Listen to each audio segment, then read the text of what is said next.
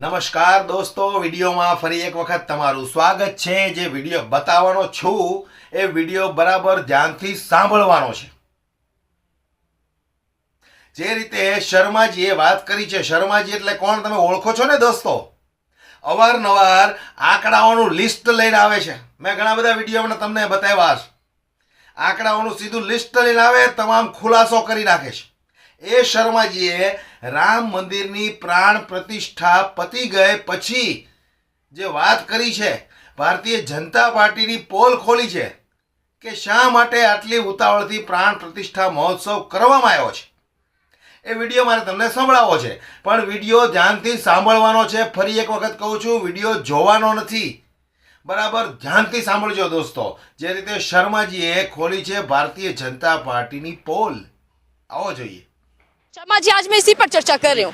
प्राण प्रतिष्ठा हो चुकी है, ना तो विपक्ष की जो नाराजगी थी वो कुछ कर पाई और ना ही शंकराचार्यों की नाराजगी। सबसे बड़े क्या मोदी जी बन गए और राम मंदिर बन गया। आपको क्या लगता है इस पूरे मुद्दे पर आपकी सबसे पहली टिप्पणी क्या है? देख, इन्विटेशन होने के बावजूद भी राष्ट्रपति वहाँ नहीं पहुंची, क्यों नहीं पहुंची? मीडिया को सवाल इस बात पे करना चाहिए। देश की प्रथम नागरिक तो वो है, संवैधानिक मुखिया हैं, वो ही नहीं पहुंची तो बाकी अगर कोई पहुंचा या नहीं पहुंचा उस चीज़ का तो कोई सवाल ही नहीं उठता। ये बात तो बिल्कुल बेमानी ठहराई जाती है कि आप उनसे सवाल पूछ रहे हो कि आप क्यों नहीं आए। आप ये भी तो पूछोगे जी ओम बिरला जी क्यों नहीं आए। उपराष्ट्रपति धनखड़ जी का तो उस दिन बड़ा ज़बरदस्त इज्जत उनकी हो गई थी खराब, कि जब उनके मेरी जाट पे, मेरी कौम पे हमला करा गया है, मेरी मिमिक्री बनाई गई है।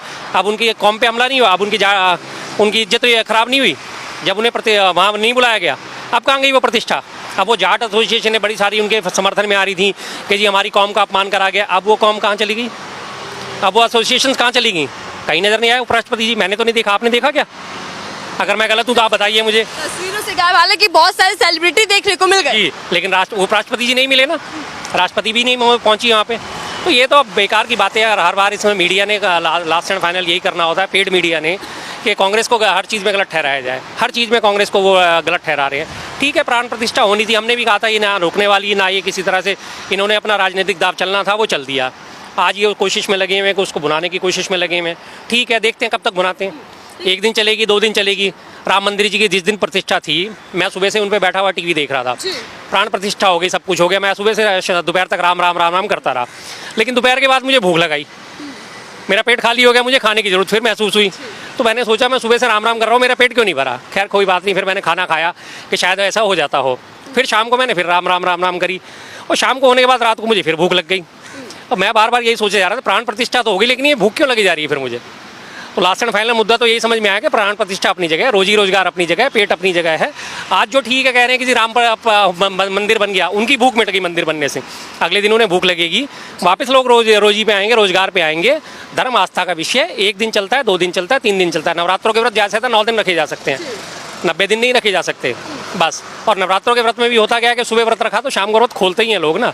तो वही चीज़ मैंने महसूस करी। ठीक है, मैं सारे दिन राम राम करता, अगले दिन भी मैंने कोशिश करी राम राम राम जय सिया राम, राम राम जय सिया राम। आज भूख ना लगे, लेकिन फिर भूख लगी, काम धंधे पे मुझे जाना ही पड़ा ना अपने।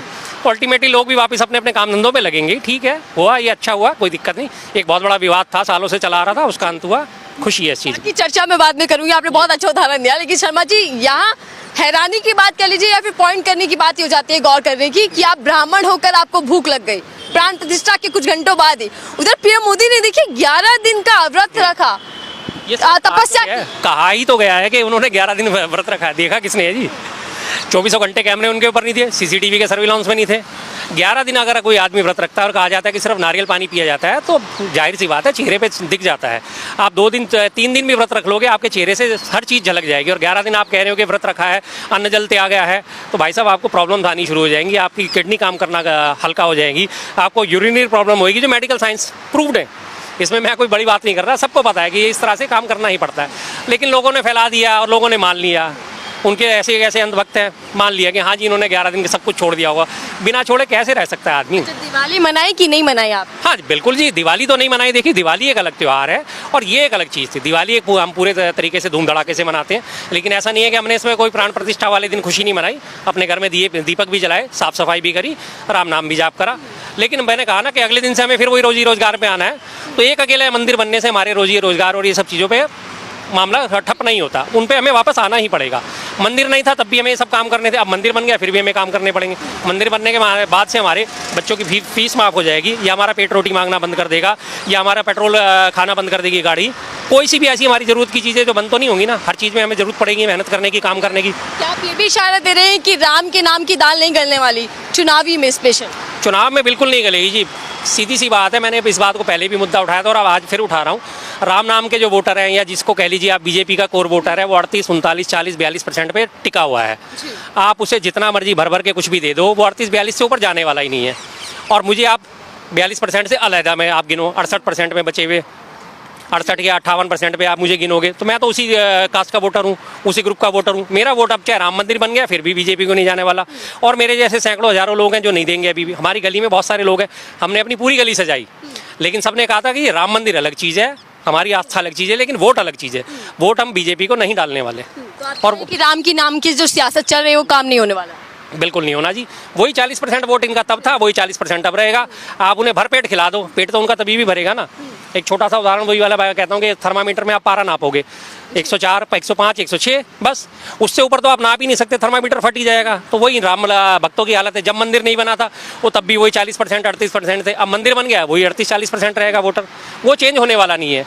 और मैं तो सारे विपक्षी दलों से भी अपील करता हूँ कि आप उस तरफ नज़र गड़ाना ही छोड़ दो कि ये बचा हुआ 40% वोटर जो राम नाम के या बीजेपी ने इनको बरगाला रखा है, इनकी तरफ आप ध्यान लगाना छोड़ दो कि ये वोटर हमारे पाले में भी आएगा। जब तक उसके जाके पैर ना फटी भी भाई, वो क्या जाने पीर पर आई। जब तक उन लोगों की हालत ख़राब नहीं होगी तब तक वो लोग वापस आने वाले नहीं हैं। अकबरपुर में थे ना, 700 घर उजाड़ दिए थे, सबके घरों पे बीजेपी का झंडा लगा होता था। सब रो रो के कह रहे थे अरे हमने योगी जी को इसीलिए वोट दिया था कि आज हमारे घर उजाड़े जाएं।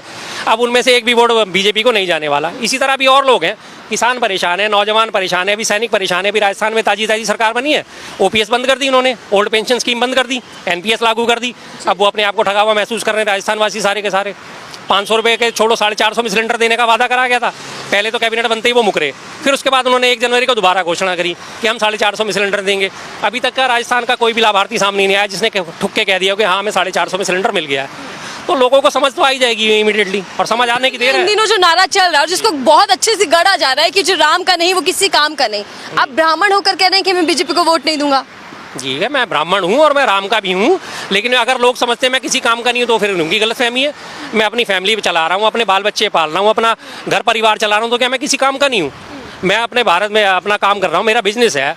मेरा रोज़ का जो भी ऑर्डर आता है, लाख का, 50,000 का, 10,000 का, 20,000 का, उस पर 18% में जीएसटी दे के आता हूँ।